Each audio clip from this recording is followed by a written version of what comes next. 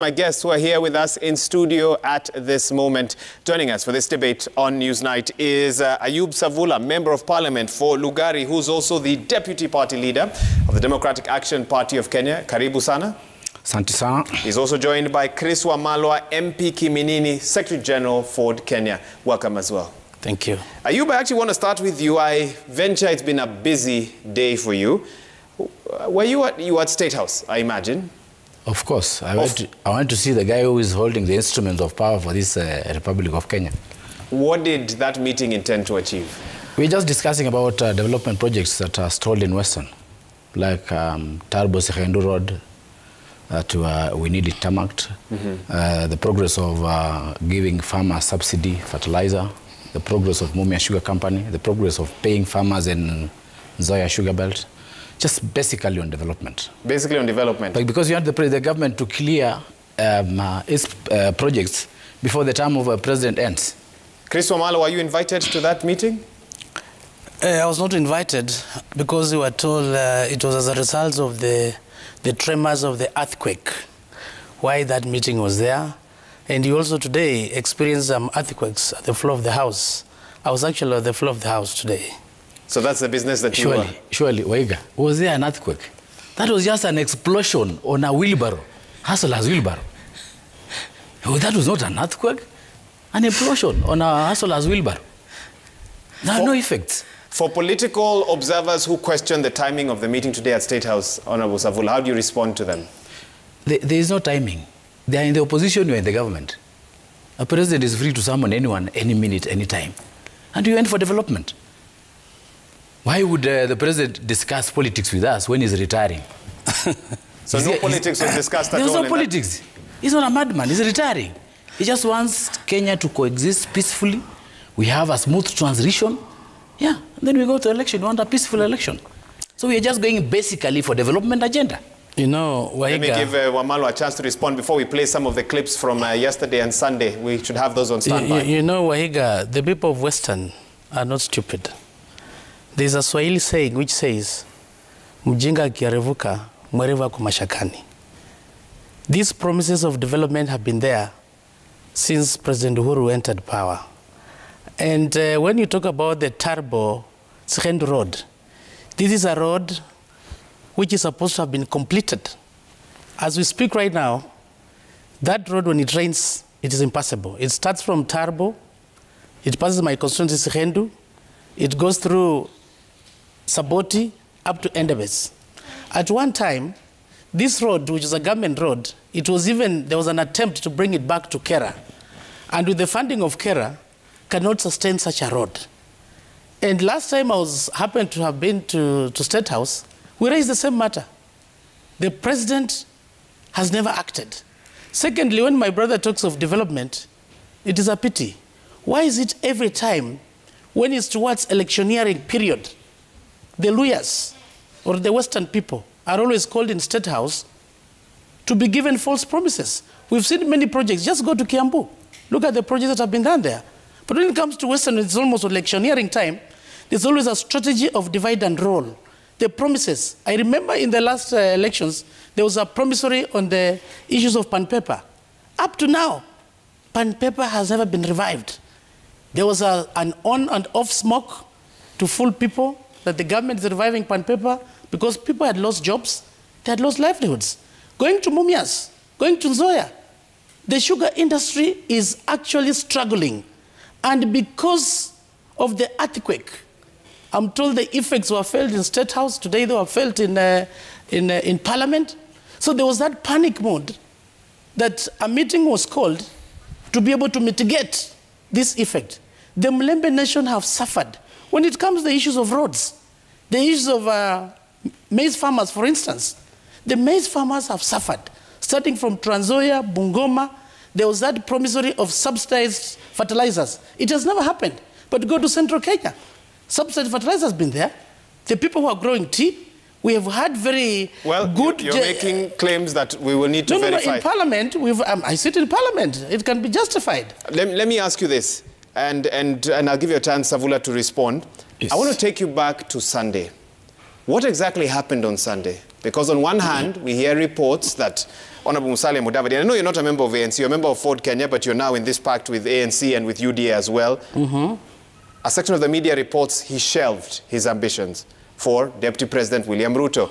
And then we have the presser today where we are told, no, he is on the ballot up until the election. What exactly happened? Clarify that for us. On Sunday, it was an NDC. NDC is the topmost decision-making organ in any party. And what was happening on NDC is Honorable Musalia Mudavadi was being unveiled and given the mandate to go and run for presidency. At no given time did Musalia say he's not going to run for presidency. I don't even understand where these stories are coming from. So when my brother Savula comes here and says, hustler, I think, I don't know what he took before he came here. Maybe he should tell us more. I'm assuming he took water, because I can see guys are very red. I took a lot of water. Let me just answer him. Between this team that went to State House to seek for development for their people, because you are elected to bring development to our people, I'll just ask Chris, you are giving rice here. The Tarbo-Sikhendu road goes up to Entebbe. Yes, absolutely. And the government started tarmacking the road from Entebbe, and I've been there. So we want that road to be completed before Uhuru's term comes to a close. It is wrong. That's what we want. Because I come from Trans-Nzoia. Between us, the team that went to State House, and the team that received 300 million from Ruto to host Ruto as the chief guest. Who is doing the service to the people? You have proof that I think that 300 million. Have proof. You know, Wahiga. Yes. Let me finish. You also will get your chance. I have proof. They are given money. Why did they bring the deputy president as the chief guest in an NDC of ANC? Can I clarify? No. Let me just finish. Why is it that only one coalition partner was informed that the deputy president will be attending the function? I am a son of a pastor, and I said in Ibuhungu Stadium on 31st of December that I'm quitting a useless organization called One Kenya Alliance. I had read the mood of what was going to happen within that NDC. I knew the chief guest was going to be Ruto. And I said it, if Ruto is going to attend the NDC of ANC, I will resign as deputy party leader of that party, and I'll join another party. On the eve of that day, when I realized they had received money, I resigned as the deputy party leader of ANC and joined Democratic Party. These people are playing with the minds of the lawyers. They will not land in Kakamega. I'm telling you the truth. They will not land. You know, the history is repeating itself. What? Okay. History is repeating itself. And let's not talk about who won't land where. Remember, some of those statements have been misconstrued. Absolutely. They'll be rejected on the ballot is what you mean. You know, they'll be rejected on the ground. Okay. Let me just say the landing. Let me just briefly before let me just clarify the landing I'm saying. In 2002, Musalia was made deputy vice president to Uhuru Kenyatta 3 months to the election. Actually, to Moi, and he became running mate of Uhuru Kenyatta 3 months to the election. Wamolo came up with a statement that you cannot appoint a head boy when schools have closed. That movement called a NAC swept Western, and Musalia was a casualty. Alikarangwa na karanga, a banker. A vice president. I have given you ample time. Let me just finalize. The same history is repeating after another 20 years. What is happening to Musalia? And these are the people misleading Musalia. These are brokers. We did come here to shout. There must be rules of debate. I don't even know what Savula had taken. Let me give you time. Going to an extent of even referring to Musalia Mudavadi to have been the vice president of President Uhuru, which it was not the case. So whatever he took, he should tell us, because I'm not ready to continue the debate. Okay. Hang on, I give you your time. Go ahead. So the issue is this, the rules of debate.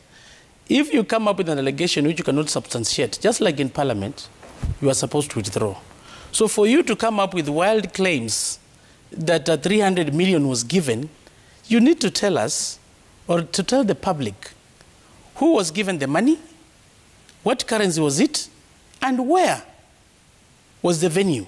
I can sign an affidavit to that effect. You want to give him ready. And this is not a court of law. I'm ready. That's what I'm saying. In terms of serious debates, there must be rules, the ground rules, that when you come up with an allegation that you cannot be able to substantiate, at least you should be able to withdraw and apologize. But Maura, you know, so in politics, the issue is, no, just a minute.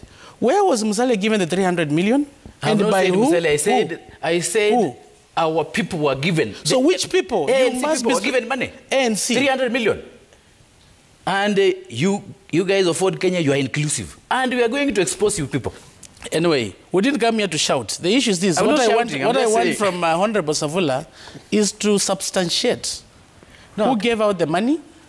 Where was this? This is a very serious matter. I've said an affidavit. Absolutely. You should not let it go. And in future debates, I think, citizen, you need to come up with the rules of engagement. Just like in debate in Parliament, you can't come up we have rules of engagement, and we are implementing them and using them as we speak. Please carry on with your point. Go ahead. I appreciate. So now, when Honorable Savula says we went to State House to ask for development, you are going to ask for development when somebody is exiting. Where were you at that particular time when President Uhuru was starting his second term? If at all this meeting was genuine, because that was the time you should have gone to State House and asked the president, here, we want this development ABCD. Right now, we are doing the last budget. Today, when we were in Parliament, when the House Business Committee, the list was defeated on the floor of the House, we have a lot of work to do because we only have about 6 months to elections. And one of the critical things we're supposed to look at is the issue of budget. So when you went there, did the president tell you that I've put it in the budget that they're going to revive Mumias Sugar Company, they're going to revive Nzoia, the sugarcane farmers are going to be paid, or it was a response to the earthquake? Because this is the time the people of Western must be taken seriously. Because Mumias Sugar Company is gone. Nzoia Sugar Company is in ICU. These are the only industries that provide livelihood to the people of Western region. Last time during the elections in 2017, there was also this promissory on pan paper. Pan paper that the government has revived pan paper. One time they had put it on, there was smoke all over. Within 2 days, it was not there. This time, the Mulembe nation has been fooled enough. And they've decided to look for friends who are trustworthy, who can be able to improve the welfare of the people. And none of these friends have served in government. Yeah, the DP has served in the government. Now, I'm still just to follow up with your line of thought. At the moment as we speak, in the Jubilee government, we've only had one cabinet minister, who is Mheshimiwa Eugene Wamalwa, from the entire Western region. If you do a comparative analysis, during even the time of Kibaki and President Moi, Western region used to have many cabinet secretaries. We start from there. Secondly, when you look at the road network, show me a road that has been done on the side of Bungoma. I've not seen any road. So he's talking of the Tarbo Zihend Road, a project which was told 8 years ago. The Jubilee government has never done anything. At the moment, we've had a handshake. Musalia Mudavadi and Moses Masika Wetangula, they were together with Raila Amolo Odinga in NASA. But this was not a trusted friend. During the handshake, the little goodies that Raila managed to get from the handshake, they went to Nyanza region. The Western region never benefited. But now comes towards elections time, they are running to State House for meetings in pretense of saying we went to look for development when there's no time for President Uhuru. At the moment, it's about the budget. And I have no doubt, when I went through the BPS, the budget policy statement is on the floor of the House, and I never saw anything. Okay. Let me give him a chance to respond, then we move on to something else. Go ahead. Chris is the biggest liar on this earth. I've been with this guy in the State House, several meetings, seeking development. Several meetings? Really? Yeah, we have been together in State House. Can you substantiate? Not today. We've been there previously, looking for development. The only time... That is the truth. No. You know, I think that's a lie. What we are lacking in Luhya community is leadership. If you have leaders who are hell-bent on dealing and working with people who are called economic saboteurs of this country, then you tell us you are taking the Luhyas in the right direction. My friend, we are wasting time. And I said clearly, we are not going to look for fresh development. We are going to ask the president to complete the stall project because we are doing the last budget. And Chris knows very well, MPs don't make a budget. A budget is made by the executive. The head of the executive is the president. Do parliament make a budget? They only approve. So when you're telling me budgets, a budget policy statement is not a budget. You went to school very well. No, budget policy statement. We want itemized budget. We look for itemized. And the budget is made by the executive. You know, the budget policy when you're telling us, previously we had 7 ministers in Kibaki government or Moi government. Because that time, we supported the government. Last election, we were divided. We supported Raila, and Raila lost. He didn't win. That's why we are in the opposition. Instead of coalescing around Uhuru, who is open to us, you are going to deal with a hustler who is an economic saboteur. Look at the face. Okay. I think you're going to have to, those statements need to be careful. His language because I think let's have a decent conversation here, all right? I was thinking, look at the face that was at in Bomas during the NDC of my former party. 3/4 of the people who attended, 3/4 of the people who attended were UDA people. Was it a UDA rally? In fact, Musalia was supposed to be the last speaker because he was actually the chief guest of that function. But Musalia sat down, Nani took over, the DP took over, na DP akaanza kuwapanga. Akasema Musalia tumepanga na Musalia rally Wednesday in Nakuru, Friday, mkaanza kupangwa. Let me clarify. You are misleading the Luhya community. Okay, let him now clarify. Go ahead. Yeah, let me clarify. I was there during the NDC, and NDC, normally it is the function of the party. And you were invited as guests. And normally, they are allowed to do their neck. They go to the NDC, they pass their resolutions. And at that time, they had to unveil their own candidate. Once you finish, then the invited guests speak after. This is the tradition which happened in Kanu, it happened in Ford Kenya, it happened in the Wiper NDCs. So the presidential candidate speaks, he gives his speech. Then the invited guests, they come later to speak and congratulate him, because that's the time they've unveiled him. So when you come here and claim that there were 3/4, it is wrong. The delegates of NDC, when you go to Bomas, it was all full. The members of parliament who came, maybe you should have said the members of parliament. How many members of parliament did you have? No, but because UDA has more members of parliament, obviously, than why did they come all there? No, they were invited. And why were they more happy when Musalia was hitting at government? They were the most happiest. He was not hitting the government. He was speaking the reality. No. What Musalia said, do you know even the contribution of GDP of this country of agriculture? He mentioned, I'm sure Savula doesn't know that. No. But I understand. I come from the agriculture community. So what is the percentage of contribution of agriculture to the GDP of this country? I don't want to argue with it here. We are discussing you see, he doesn't know. So the issues, what Musalia came and said, he gave an overview, the situation analysis of the economy of this country. And he also mentioned about the issues of the COVID pandemic, the GDP of this country, and the contribution of the GDP, agriculture, the GDP of this country. It was actually mentioned to 9%. And he talked about the issues of the public debt, which has been a big problem in this country. And he mentioned about it. So the issues he raised, he was speaking on behalf of the millions of Kenyans. So when my brother Savula comes here with I don't let me ask you this, Chris, before you come in, Chris. Whether you read the speech of Musalia Mudavadi. I never read the speech of Musalia. He was the deputy party leader of Musalia. Yes. And maybe they differed in their own way, which I don't want to go into. I've never differed with Musalia. Yeah. Why he moved out of the party, educated me. I don't even know. Is my father. But don't come here and start abusing Musalia Mudavadi. Here we want to debate in a mature way, in a very diplomatic way, without shouting, without coming up with the wild allegations. Chris, hang on. Chris, let me ask you this. First rally slated for tomorrow in Nakuru. Will you be attending? What will we see after Sunday's announcement? Now, on Sunday's announcement, there is a new coalition. This is a new coalition between UDA, Ford Kenya, and ANC. And all the three principals, for your information, they're going for presidency. Musalia Mudavadi has not said anywhere that he's not going to go for presidency. So they're campaigning as competitors, as allies. How will it work out? You know, when you talk of a coalition, the future of this country is in coalitions, okay?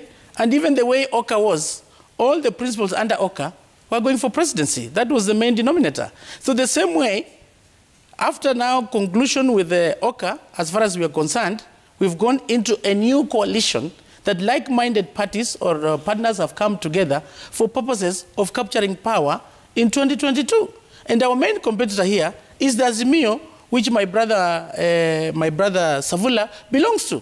So let's go to the people and let's sell the agenda to the people. Let's not to become the president. So by extension, it goes without saying that you cannot run away from the messes that have faced the people of Western Kenya. The people of Western Kenya have been voting for Raila Odinga, courtesy of the partnership that they had with Musalia Mudavadi and Moses Masika Wetangula. But in the long run, he betrayed us. He betrayed us. He could not even honor the gentleman's agreement that we had as political parties. Okay. And by the way, Waiga, remember, once bitten, twice shy. You've made your point. Ayub, even as you respond to that, we've recently seen you defect to the Democratic Action Party of Kenya. We've seen other defections of a similar nature. What's happening? What's the game plan there? Actually, the other parties like ANC are now bleeding because of the aftermath of that wheelbarrow implosion. I defected to DAP. Immediately I joined DAP. Another kingpin from the Luya land, Kenneth Marende, joined us. Yesterday we received another MP called Peter Nabulindo. Tomorrow we are receiving another 2 MPs from ANC. Just to answer Chris on what he has said, the issue of Raila being a project. Raila has run at least 5 times. He has not won any election. So to say betrayal, Raila did not have a government. So what did you want him to share with you guys? When he got the political parties funding, he shared with the ANC, he shared with Ford Kenya. He has never been a president, he has never gotten a government. Here, the arrangement of my brother here from the Bukusu land, senior Bukusu land, is that 3 gentlemen rivaling over a girl are going to the girl's bedroom together. Okay, I think you don't have to go any further than that. I'm just explaining. I'm just using word to explain. Why are they campaigning together, 3 of them and their rivals? What I know the strategy is, and I'm very sharp, the strategy is they want Raila, they want Musalia to go up to the ballot, financed by the individuals that I've been talking about, so that he can split the Luya vote, so to the advantage of Ruto to cut Raila's vote, because Raila controls heavily Western. So they want Musalia to cut Raila's vote. They also want as Kalonzo. A spoiler of sorts. Yeah? A spoiler of sorts. A spoiler of sorts. They want also Kalonzo, they want also Wetangula also to spoil Raila's votes in Bungoma and Trans Nzoia. Mark you, today we have received the Bungoma governor who was defected from Ford Kenya to DAP, where I'm the deputy party leader. We are gaining, they are losing. So their strategy is to play the spoiler game. And we are watching you and we'll tell our lawyers, wasaliti ndio hawa. Let me explain that, Wahiga. We've had Ford Kenya as one of the oldest political parties in the Western region. And this party is talking about DAP. DAP has come with an intention of dividing the Mlembe nation. And the people behind the formation of DAP, Raila Odinga, is behind that. I want to take you back to the memory lane. Ford Kenya as a party, there was an attempted coup, which was being spearheaded by Governor Wangamati, by Eseli Simiyu, Wafula Wamunyinyi. They attempted to remove Wetangula from leadership. We went up to court. We defeated them. So when they realized that they could not take over Ford Kenya party, they moved quickly to come up with DAP. And the moment DAP had its NDC, they came out quickly and said, we are going to support Raila Amolo Odinga for presidency. So the division that is going through Western region The person who has been spearheading that has been Raila Amolo Odinga, to divide the Mulembe nation for his own benefit. And as I said earlier, the Western people are not stupid. Enough is enough. Mujinga akierevuka, mwerevu ako mashakani. The Mheshimiwa Eugene Wamalwa, that axis, it's just come there specifically to bring those divisions, to bring divisions in the Mulembe nation. Because when you look at Luo Nyanza, which other political party has emerged from there apart from the ODM? Why is it almost towards electioneering time, Eugene always looks for a way of coming up with a political outfit that will fit his interests and his masters? Gentlemen, the more I listen, understands what is happening. And that's what I said. Article 38 of the Constitution is very clear. I know they have their own political rights, but Raila Odinga does not own Western. He does not control Western. 2022 figures will show out the truth. Okay. Even in Kakamega, in 2013, the number of MPs ODM had in Western region, it has been diminishing, starting from 2007, come to 2013, come to 2017. Gentlemen, the more I listen to you, the more I hear accusations and counter-accusations. This one is dividing, this other one. Actually, you could switch the names and you'd be saying pretty much the same things. But at the end of the day, I ask this. For the person who either hails from the Western region, maybe lives elsewhere or lives in the Western region today, who is grappling with a challenge, as they listen to you, are there solutions? The challenges of the region, or is it just politics? There are many. You jump in first. Let me answer him first before I go to that. In Western Kenya, we have Wetangula as a presidential candidate and Musalia as a presidential candidate. If you tell a class 1 student that we have 2 Luhya presidential candidates and we have a friend who is a neighbor, Raila Amolo Odinga, who is a presidential candidate, who is dividing the community? Just a class 1 student. You tell these two. If they are serious, they could have merged to produce one presidential candidate. So let them not lie to us. We can see far. Solution of Western province is to have a strong political bargaining power under one umbrella, that is Azimio la Umoja. I had begged Musalia Mudavadi, my father, he educated me. I requested him to come and abuse him here. I have not abused Musalia. I said, we focus on Azimio la Umoja. Musalia, Tinga runs for 1 term for 5 years. From there, comfortably, you'll take over from Tinga. But if you follow the other route, this other route is very long. Because if Ruto happens to win the election, Ruto is 56 years. Musalia is 62. By the time Ruto is finishing, he's 10 years. Musalia will be the age of Raila. Wetangula will be worse. Wetangula is, I think, 65 or 67. Okay. Yeah. That's what I'm telling you. The two are dividing the community. But if we focus on Tinga, let me just give him an example. In Kakamega County, I can tell you that you can't support somebody Tinga controls. With the expectation that is going to... Where will Raila go after 5 years? Just wait. You expect him to die, or what is the expectation? Mind your language, gentlemen. Yeah. Let me just wait. Savula, finish your point. I said...